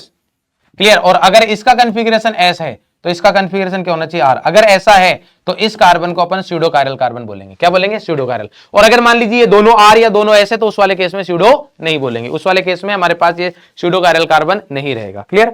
नेक्स्ट जो आता है हमारे पास वो आता है इनकी प्रॉपर्टीज। तो प्रॉपर्टीज की अगर मैं बात करूं तो सबसे पहले आता है हमारे पास कि इनेंशियोमर्स और डायस्टेरियोमर की प्रॉपर्टीज अपन देख रहे हैं। मॉलिक्यूलर फॉर्मूला सेम रहता है, स्ट्रक्चरल फॉर्मूला भी सेम है हमारे पास दोनों का। क्लियर? जब अपन बात करें स्टीरियो केमिकल फॉर्मूले की, तो स्टीरियो केमिकल फॉर्मूला अगर भाई स्टीरियो आइसोमर से तो स्टीरियो केमिकल फॉर्मूला तो क्या रहेगा? डिफरेंट रहेगा ही, तो वो दोनों का क्या रहता है? डिफरेंट। डाइपोल मोमेंट की बात करें या फिजिकल प्रॉपर्टीज की बात करें तो जो भी हमारे पास इनेंशियोमर्स होते हैं उनकी फिजिकल प्रॉपर्टी सेम रहती है। तो आप देखो कि dipole moment same, physical properties जो भी हमारे पास boiling point, solubility, refractive index वगैरह है, सब कुछ सेम है। क्लियर? यहां पर हमारे पास ऑप्टिकल रोटेशन दे रखा है, तो ऑप्टिकल रोटेशन सेम मैग्नीट्यूड रहेगा, बट डायरेक्शन क्या रहती है? अपोजिट इनेंशियोमर्स की। बट अगर आप डायस्टेरियोमर की बात करोगे तो उसकी सभी की सभी फिजिकल प्रॉपर्टीज क्या रहती है? डिफरेंट। बहुत सिंपल तरीके से याद रख सकते हो, डायस्टेरियोमर क्या होते हैं? जितने भी ज्योमेट्रिकल आइसोमर्स होते हैं सब क्या होते हैं? डायस्टेरियोमर। और ज्योमेट्रिकल आइसोमर्स यानी सिस और ट्रांस, और सिस और ट्रांस की सभी फिजिकल प्रॉपर्टीज क्या रहती है? डिफरेंट। अपन ने वहां पर भी टेबल बना के देखा था। तो यहां पर देखिए डाइपोल मोमेंट डिफरेंट, यहां पर हमारे पास ये सभी प्रॉपर्टी डिफरेंट, और ऑप्टिकल रोटेशन जो है वो भी हमारे पास क्या रहता है? डिफरेंट ही रहता है। नेक्स्ट आती है हमारे पास यहां पर वही सेम चीज। अगर मैं बात करूं केमिकल प्रॉपर्टीज की, तो अगर ऑप्टिकली इनएक्टिव कंपाउंड के साथ बात कर रहा हूं मैं, अभी ऑप्टिकल रिजोल्यूशन की बात करेंगे अपन, तो वहां पर यह चीज आएगी हमारे पास कि अगर ऑप्टिकल इनएक्टिव कंपाउंड के साथ में इसकी केमिकल प्रॉपर्टीज की बात करो, इनेंशियोमर्स की तो सेम होगी। क्लियर? डायस्टेरियोमर की तो डिफरेंट रहेगी। बट अगर ऑप्टिकली एक्टिव कंपाउंड के साथ बात करता हूं तो ये डिफरेंट रहता है, और यही केस रहता है कि जब अपन यहां पर क्या करेंगे, ये तो डिफरेंट रहेगा ही, जब अपन क्या करेंगे? रिजोल्यूशन। यहां पर जब अपन रिजोल्यूशन की बात करेंगे कि रिजोल्यूशन के लिए सबसे जरूरी चीज ये है कि जिस कंपाउंड का आप रिजोल्यूशन कर रहे हो जिस मिक्सचर में, तो वहां पर जो भी लोग प्रेजेंट है वो ऑप्टिकली एक्टिव होने चाहिए, और जिसके साथ रिएक्शन करा रहे हैं वो भी ऑप्टिकली एक्टिव होना चाहिए। क्लियर? तो यहां पर हमारे पास पॉइंट आता है कि रिजोल्यूशन, तो separation of enantiomer is known as resolution. Resolution करते कैसे हैं? ऑप्टिकली एक्टिव कंपाउंड्स जो है वो रिजोल्वेबल होते हैं, और ऑप्टिकली इनएक्टिव कंपाउंड्स होते हैं वो नॉन रिजोल्वेबल होते हैं। ये कैसे है? रिजोल्वेबल, ये कैसे है हमारे पास? रिजोल्वेबल, और ये कैसे है हमारे पास? नॉन रिजोल्वेबल। ये कैसे हमारे पास? Non resolvable. Clear? Optically active compound का ही रिजोल्यूशन हो सकता है, पहली बात जो कि मैंने यहां पर लिखा है। दूसरी चीज, रिजोल्यूशन करने के लिए जिस रिएजेंट का यूज करेंगे वो भी ऑप्टिकली एक्टिव होना चाहिए। अगर वो ऑप्टिकली एक्टिव हुआ तो इनएक्टिव हुआ तो रिजोल्यूशन नहीं होगा। मतलब जिसका रिजोल्यूशन करा रहे हैं वो भी ऑप्टिकली एक्टिव, और जिसका रिजोल्यूशन नहीं करा रहे वो भी ऑप्टिकली एक्टिव, दोनों ऑप्टिकली एक्टिव होने चाहिए, तभी रिजोल्यूशन हो पाएगा। अब हमारे पास ऑप्टिकली एक्टिविटी के लिए, जैसा कि मैंने बोला कि जरूरी नहीं कि कायरल कार्बन प्रेजेंट हो, ऐसा बिल्कुल भी जरूरी नहीं है कि कायरल सेंटर प्रेजेंट हो। मैंने बोला कि मॉलिक्यूल कायरल होना चाहिए। ऑप्टिकली आइसोमेरिज्म के लिए जरूरी क्या है हमारे पास? कि अगर ऑप्टिकली एक्टिव होने के लिए, ऑप्टिकल एक्टिव की अगर मैं बात करूं तो उसके लिए जरूरी है कि मॉलिक्यूल कैसा होना चाहिए? मॉलिक्यूल कायरल होना चाहिए। Molecule should be chiral, molecule should be chiral. Molecule कैसा होना चाहिए हमारे पास? कायरल। कायरल सेंटर प्रेजेंट हो ना हो कोई फर्क नहीं पड़ता है। कायरल सेंटर का प्रेजेंट होना नहीं होना कोई फर्क नहीं पड़ता है। ऑप्टिकली मतलब कायरल सेंटर प्रेजेंट है तो ऑप्टिकली एक्टिव हो सकता है, नहीं भी हो सकता, बट अगर मॉलिक्यूल को मैं कायरल बोल रहा हूं दैट मींस वो ऑप्टिकली एक्टिव बोल रहे हो आप। कायरल मींस सिनोनिम है किसका? ऑप्टिकली एक्टिव का। क्लियर? तो अब अपन वो कंपाउंड्स देखते हैं हमारे पास जो कंपाउंड्स ऑप्टिकली एक्टिव है। तो यहां पर आता है सबसे पहले हमारे पास बात करेंगे अपन एलिन्स की। Optically isomerism एलिन्स। एलिन्स क्या होते हैं हमारे पास? अगर दो या दो से ज्यादा कंसेक्यूटिव डबल बॉन्ड होते हैं तो उनको बोलते हैं एलिन। तो अब यहां पर आता है हमारे पास दो तरीके से एलिन को अपन यहां पर क्लासिफाई करते हैं कि एक आता है हमारे पास जब इवन नंबर में हो, और दूसरा है हमारे पास जब ऑड नंबर में हो। दूसरा, पहला कौन सा है हमारे पास? इवन नंबर में, और दूसरा क्या है हमारे पास? ऑड नंबर में। तो अगर इवन नंबर में है हमारे पास, इवन पाई बॉन्ड है। क्लियर? अगर हमारे पास इवन पाई बॉन्ड है, अभी अपन यहां पर ज्यादा डिटेल में बात नहीं करेंगे क्योंकि हमारे पास क्या माइंड में, बट यहां पर जो भी चीजें बताऊंगा वो सब आपका किसी भी टाइप का क्वेश्चन हो कर सकते हो। यहां पर क्या हमारे पास? ऑड पाई बॉन्ड है। अगर ऐसा एलिन है हमारे पास जिसमें क्या है? ऑड पाई बॉन्ड है, उसकी बात करेंगे। तो अगर इवन में जैसे मान लीजिए हमारे पास ये आ गया, दो चार कुछ भी हो सकते हैं, और यहां पर हमारे पास ये आ गया, इसको मैंने बोल दिया ए, इसको बोल दिया बी, यहां पर डी और ये ई, ये है हमारे पास। अब आपको चेक करना है, तो पहली बात ये है कि हमारे पास जब ज्योमेट्रिकल आइसोमेरिज्म पढ़ाया था तभी मैंने इनको प्लेन चेंज करना, प्लेन चेक करना सिखाया था कि अगर मान लीजिए आप इसको वर्टिकल ले रहे हो तो ये कैसा आएगा? हॉरिजॉन्टल। आपने इसको वर्टिकल लिया तो ये क्या जाएगा? हॉरिजॉन्टल। ये कैसा हो जाएगा? वर्टिकल, ये हॉरिजॉन्टल। मतलब इन दोनों का प्लेन सेम नहीं है, मतलब प्लेन ऑफ सिमेट्री नहीं आएगी। तो यहीं पर दे रखा है कि A B D and E are in perpendicular plane. वो कब होगा? जब हमारे पास ये इवन होंगे। अगर ये इवन पाई बॉन्ड नहीं है, ऑड होंगे, तो ये प्लेन में, परपेंडिकुलर प्लेन में रहेंगे, सेम रहेंगे। तो इस वाले केस में ये ऑप्टिकली एक्टिव हो सकते हैं, जरूर नहीं हमेशा ऑप्टिकली एक्टिव होंगे। कब कब होंगे वो बात करें हमारे पास कि अगर इनमें से ए और बी इक्वल हो गए, सेम वैलेंसीज हो गए, तो ऑप्टिकली इनएक्टिव, पीओएस आ जाएगा। अगर हमारे पास ए और बी इक्वल नहीं है बट डी और ई इक्वल हो गए, तो उस वाले केस में भी क्या आ जाएगा? Optical inactive. अगर A is equal to B, D is equal to E हुआ तो पीओएस आ ही जाएगा। अगर A is not equal to B, मतलब कुल मिला के ऑप्टिकली एक्टिव होने की कंडीशन ये है कि ए और बी इक्वल नहीं होनी चाहिए, सेम कार्बन पर जो वैलेंसीज है, एंड डी और ई, एंड लिखा है मैंने, ये अगर इक्वल नहीं है तो ही कंपाउंड ऑप्टिकली एक्टिव होगा। बाकी सभी केसेस में क्या होगा? Optically inactive. बट अगर मैं यहां पर बात करूं, ये हमारे पास दे रखा है ऑड में है, ये वही सेम ए, इसको बोल दिया बी, एक को बोल दिया मैंने डी और ए की। अब मेरे को चेक करना है इनका प्लेन। तो अगर आप इनका प्लेन चेक करोगे तो मान लीजिए ये वर्टिकल, ये हॉरिजॉन्टल, ये वर्टिकल, ये हॉरिजॉन्टल, और ये क्या है हमारे पास? वर्टिकल।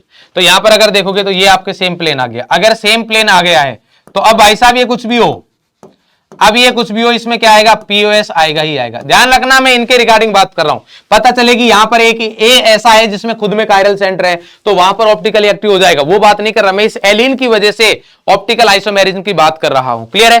तो अगर odd number of pi bond है तो पीओएस रहेगा ही रहेगा, तो एलिन के अबाउट कभी भी ओआई नहीं रहने वाली है। अगर even number of pi bond रहेगा तो उस वाले केस में, सिर्फ इस वाले केस में ये ऑप्टिकली एक्टिव हो सकता है, जो कि मैंने आपको बता दिया। तो ये सेम प्लेन है, तो इसमें नो ऑप्टिकल आइसोमेरिज्म, नो मतलब ये हमेशा क्या रहेगा, ऑप्टिकली इनएक्टिव।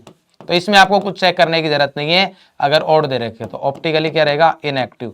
तो ओवरऑल कंक्लूजन भी मैंने आपको बता दिया यहां पर कि अगर ऑड है तो हमेशा ही पीओएस आएगा, इवन है तो जब ए बी ये वाला केस होगा तभी ऑप्टिकली एक्टिव होगा, अदरवाइज ऑप्टिकली इनएक्टिव रहने वाला है। क्लियर? नेक्स्ट आता है हमारे पास स्पाइरेन में। नेक्स्ट किस में आता है हमारे पास, स्पाइरेन में। तो अगर आप स्पाइरेन की बात करोगे हमारे पास, तो स्पाइरेन भी अपन ने बात की हुई है। स्पाइरेन में अगर हमारे पास वही सेम चीज जो अपन ने अभी पढ़ा है, सेम टू सेम वैसा ही है। स्पाइरेन को आप एलिन की तरह देख सकते हो, रिंग को पाई बॉन्ड मान के क्वेश्चन को सोल्व कर सकते हो। रिंग को क्या मान के सोल्व कर सकते हो, पाई बॉन्ड। यहां पर आ गया हमारे पास वही सेम ए बी, यहां पर मैं कोई वैलेंसीज नहीं ले रहा हूं, ध्यान रखिएगा। ये आ गया डी और ई, क्लियर, ये आ गया हमारे पास। तो इस वाले केस में भी वही सेम कि अगर A is not equal to B और D is not equal to, then even number of spirane में हमारे पास क्या रहेगी, ऑप्टिकली एक्टिव। बाकी सभी केस में क्या रहेगा, ऑप्टिकली इनएक्टिव रहने वाला है, क्योंकि यहां पर जो इनका प्लेन है वो क्या रहेगा, चेंज, मतलब परपेंडिकुलर। ये वर्टिकल हॉरिजॉन्टल, वर्टिकल हॉरिजॉन्टल, तो प्लेन क्या आ गया, डिफरेंट आ गया, तो प्लेन ऑफ सिमेट्री नहीं आएगी। बट अगर यही सेम चीज कहां पर आ गई, इधर, यही सेम चीज किसमें आ गई, अगर हमारे पास इधर आ जाती है जिसमें ऑड में नंबर है, तो इस वाले केस में आप देखोगे कि हमारे पास यहां पर हमेशा ही हमेशा प्लेन ऑफ सिमेट्री आएगी, चाहे ए बी डी ई कुछ भी हो, चाहे सभी सब अलग हो। तो यहां पर ऑड स्पाइरो रिंग में, कंपाउंड में हमेशा क्या आएगी, पीओएस आएगी। बट इवन में क्या आएगी हमारे पास, A B and D E अगर परपेंडिकुलर प्लेन में है, तो if A is not equal to B and D is not equal to, तो ऑप्टिकली एक्टिव होगा, अदरवाइज क्या रहने वाला है, ऑप्टिकली इनएक्टिव रहने वाला है। तो अगर आपको मतलब ये नहीं रखना, तो आप अगर ये भी रखोगे तो भी हमारे पास आपको सभी स्पाइरेन कंप्लीट हो जाएंगे। सेम चीज अगर आप ये याद रखते हो तो आपको सभी एलिन्स कवर हो जाएंगे। तो ये ऑलवेज क्या रहेगा, यहां बोल सकता हूं कि ऑप्टिकली इनएक्टिव रहने वाला है। क्या रहेगा, ऑप्टिकली इनएक्टिव। और उसका रीजन क्या है, उसका रीजन है हमारे पास पीओएस, प्लेन ऑफ सिमेट्री हमेशा रहने वाली है। क्लियर? नेक्स्ट आता है हमारे पास यहां पर साइक्लो एल्काइलिडीन। तो अगर साइक्लो एल्काइलिडीन की बात करें, मतलब एल्की रिंग के साथ डायरेक्टली क्या जुड़ा हो, एल्कीन जुड़ा हो, रिंग के साथ डायरेक्टली क्या जुड़ा हो, एल्कीन। तो यहां पर भी आपको वही करना है, रिंग और पाई बॉन्ड को एक मान ले, मतलब पाई बॉन्ड ही कंसीडर करते हुए चले, मतलब एलिन की तरह कंसीडर करें। क्या बोल रहा हूं मैं, मान लीजिए हमारे पास ऐसा दे रखा है, यहां पर ये दे दिया, क्लियर। तो अब आप इसको भी पाई बॉन्ड मान लीजिए, तो ये क्या हो गया, इवन वाला एल्कीन हो गया, इवन वाला एलिन हो गया, इवन वाला क्या हो गया, एलिन। तो यहां पर आ गया ए, ये बी, ये डी और ये ई, क्लियर। तो वही सेम चीज है कि हमारे पास if A is not equal to B and D is not equal to E आएगा, तभी क्या होगा, ये ऑप्टिकली एक्टिव। अदरवाइज क्या रहने वाला है, ऑप्टिकल इनएक्टिव। क्यों? क्योंकि यहां पर भी आप जब प्लेन चेंज करोगे, तो प्लेन चेक करोगे वही सेम, वर्टिकल हॉरिजॉन्टल, वर्टिकल और ये हॉरिजॉन्टल, तो प्लेन क्या आ रहा है, डिफरेंट आ रहा है। बट अगर मान लीजिए हमारे पास ऐसा हो,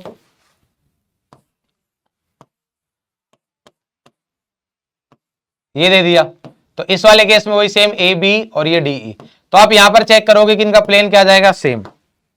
इनका प्लेन क्या आ जाएगा, ये vertical horizontal, vertical horizontal vertical. तो आप यहां पर चेक करोगे कि इनका प्लेन क्या आ रहा है, सेम, सेम प्लेन है। इसका मतलब इसमें क्या आ जाएगा, पीओएस आ जाएगा।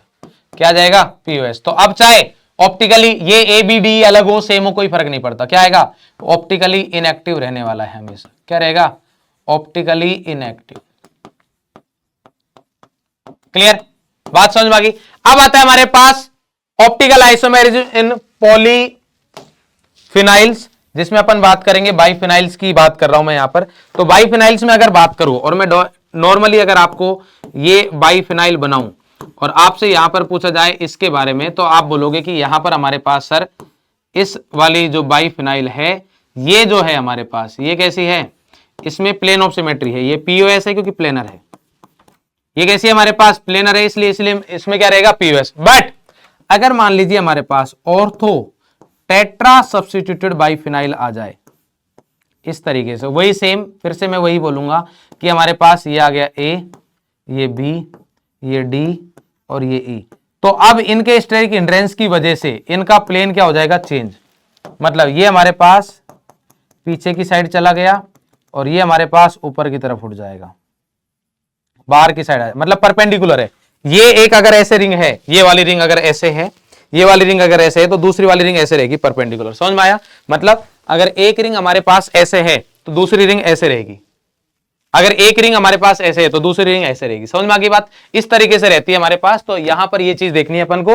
तो इस वाले केस में अगर if A is not equal to B and D is not equal to E होगा, तभी ये ऑप्टिकली एक्टिव होगा। अगर कोई फिर से कि अगर A is equal to B भी हो गया तो भी हमारे पास ऑप्टिकली इनएक्टिव हो जाएगा, डी इज इक्वल टू ई भी हो गया तो भी ऑप्टिकली इनएक्टिव हो जाएगा। ध्यान रखना, जो अपन ने अभी तक एलिन, स्पाइरिन, साइक्लोएल्काइलिन में जो भी केस पढ़े हैं सभी के सभी यहां पर सेम टू सेम वैसे ही आएंगे। क्लियर है?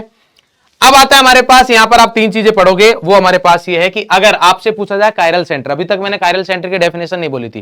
कायरल सेंटर क्या होगा? हमारे पास sp3 हाइब्रिड एटम जो है, sp3 हाइब्रिड एटम जो है वो होना चाहिए। पहली बात तो उस एटम का हाइब्रिडाइजेशन कौन सा होना चाहिए? sp3। और चारों वैलेंसीज क्या होनी चाहिए? डिफरेंट। उसको क्या बोलते हैं अपन? Chiral centre. दूसरा आता है स्टीरियो सेंटर। स्टीरियो सेंटर क्या होता है हमारे पास? Atoms with shows stereoisomerism, चाहे वो ज्योमेट्रिकल हो चाहे ऑप्टिकल हो, दोनों को काउंट करते हैं। स्टीरियो आ रहा है। स्टीरियोजेनिक सेंटर क्या होता है? सिस्टम, यहां पर सेंटर नहीं आएगा, यहां पर क्या स्टीरियोजेनिक सेंटर है, स्टीरियो सेंटर नहीं ओनली स्टीरियोजेनिक, मतलब जहां से जनरेट हो रहा है स्टीरियो आइसोमेरिज्म वो, तो उसकी वजह से हमारे पास विच सोज स्टीरियो आइसोमेरिज्म, उसको अपन क्या बोलेंगे? Gi plus Y.